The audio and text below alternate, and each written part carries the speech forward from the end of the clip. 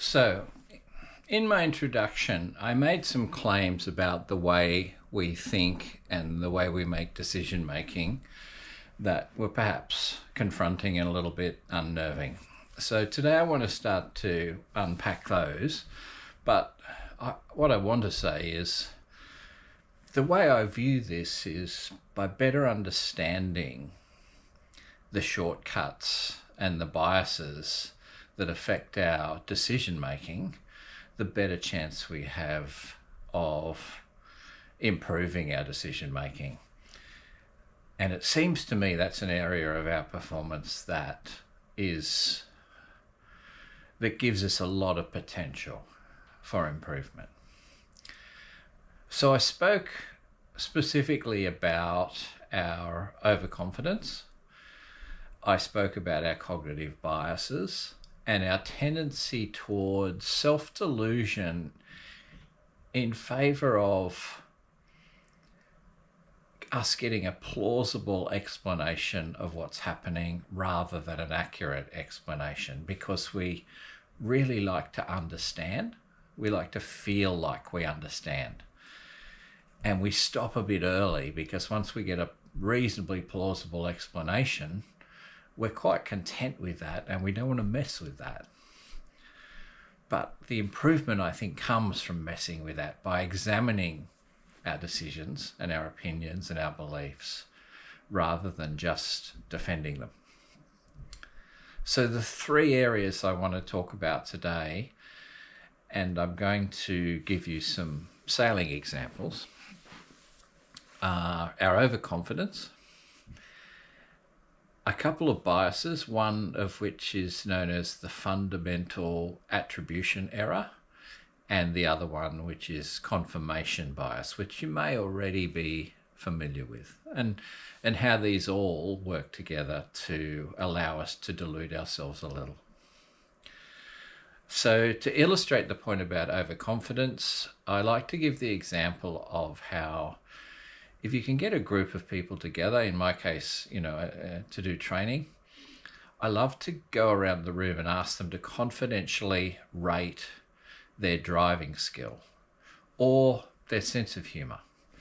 So they get a piece of paper and a pen and they have to rate their driving skill or their sense of humor from 0 to 10, out of 10. How good do you rate yourself? They quietly write it on a piece of paper and give it to me. I collect them and then I graph the results without anybody knowing who wrote what. And invariably what we get is a bunch of people who rate themselves 7, 8 or 9 out of 10. Statistically, that can't be the case. Statistically, there should be a fairly even distribution of skill and sense of humor. That's never what happens. It's always quite a skewed little graph. And when I present it, I write it out and I show people, they laugh because they see the humor in the fact that, as a group, we're overconfident. The delusion is that what we do is we play this little trick on ourselves where we go, isn't that quaint that everybody thinks they're above average, whilst retaining the belief that we're above average. So we think our driving or our sense of humor is well above average. It's the others who need to adjust their thinking. And that, I think, is very revealing. As we start to learn about the flaws in our thinking, the fallibility and the cognitive biases, I'd suggest you'll start to see them more and more in others, at work, in your partner, in your mates. It's easy to start to see confirmation bias when you go looking for it. The challenge is to see it in yourself. That's much more difficult. So let me explain these biases. The fundamental attribution error is where we attribute others' mistakes or missteps to a personality flaw. For example, a colleague misses a deadline at work that affects us, so in our mind, they're a bit lazy or not committed. If we miss a deadline, it's because we've got so many deadlines and other projects that are more important than this one.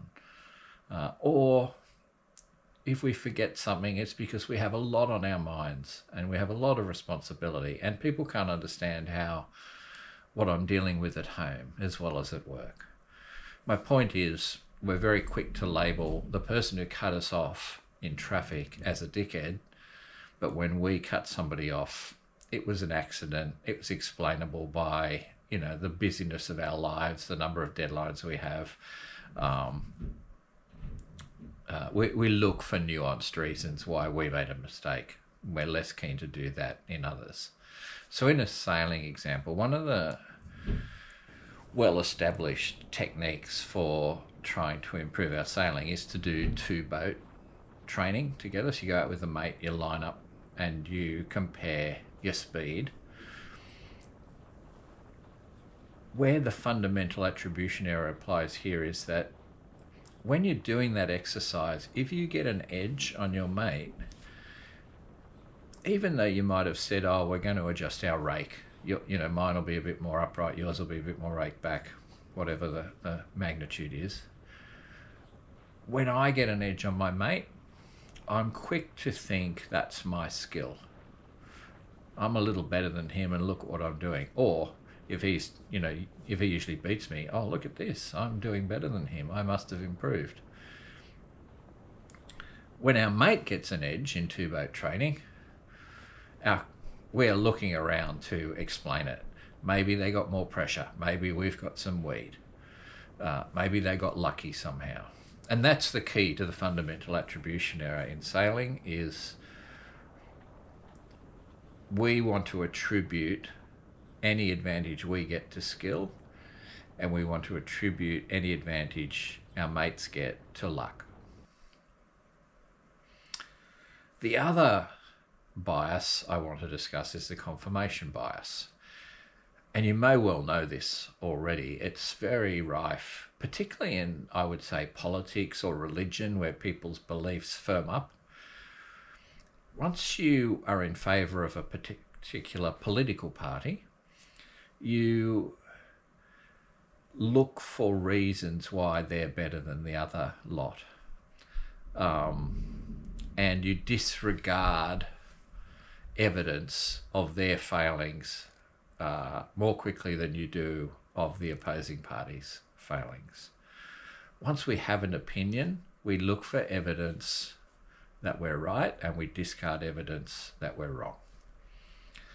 So the sailing example I give you is, imagine you do what I do and have a race at club level every Saturday, and you have in your mind a pecking order. You have a pretty good idea of who you would expect to finish where. If you have a race where you don't do as well as you think you should, you thought you should be second or third and you were fifth or sixth, then you quickly create a story. And that story that you create is not necessarily objective. It's designed to make you feel better. You can observe that story because after the race, particularly straight after the race, when your mate asked you what happened, how'd you go, by the time you sailed in, you've come up with a bunch of reasons. They tend to err towards bad luck rather than anything really objective or factual. So how do we get around this? Firstly, I think we have to ask the question, what is it that I did wrong? And be prepared to answer it honestly. And one of the best ways of getting to the bottom of that is to simply sleep on it. So by all means, tell your story at the bar after the race, but then I'd suggest that's a really good place to start the next day. Just review in your head the story you told yourself and your mates. Then, if you're anything like me, you probably get on the phone to your mates the next day and have a chat about the race, which is a bit of fun, part of the, it's part of the culture. That's a good opportunity to start to look for your own self errors in your analysis. And it's difficult because when I talk to my mates, I'm often surprised at how differently they saw the race to me. And it's very it's very easy for me to quickly judge my account as accurate and theirs is not so. This is your first opportunity to see the flaws in your own story, and so therefore a potential source of learning.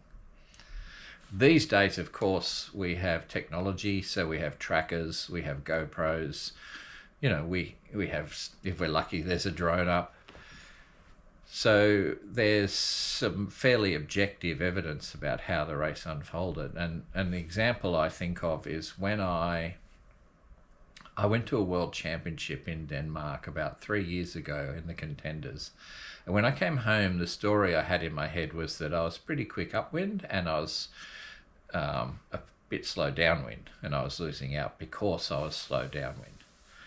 And that was an accurate story, but the reason I had in my head that maybe, my rig setup was wrong but then I sat down with my coach, who is an experienced coach, and he got a hold of the tracking data from the championships, and he was able to demonstrate to me that the reason I lost places downwind was much more to do with tactics than it was to do with boat speed or bad luck. So that undermined the story I had, which was oversimplified and leaning towards making me feel better, that I was slow downwind, because in my mind I just had to get a better sail or change my setup, or that was a fixable problem. But the reality was it was a tactical problem, and that was something a little more difficult to work on, but a little more accurate. So I hope this has been interesting. Just to review, what I've tried to explain is how overconfidence happens as a group, but it's important to look at our own overconfidence and determine whether that's where we need to start. The fundamental attribution error, we attribute flaws, mistakes in others to their character, and in ourselves to circumstances. And the confirmation bias is the bias we feel towards our existing opinions. We favour our existing opinions, we defend them rather than examine them. So those three biases altogether feed into this idea that we delude ourselves a little in order to make ourselves feel good. But the problem with that is feeling good sacrifices opportunities to learn.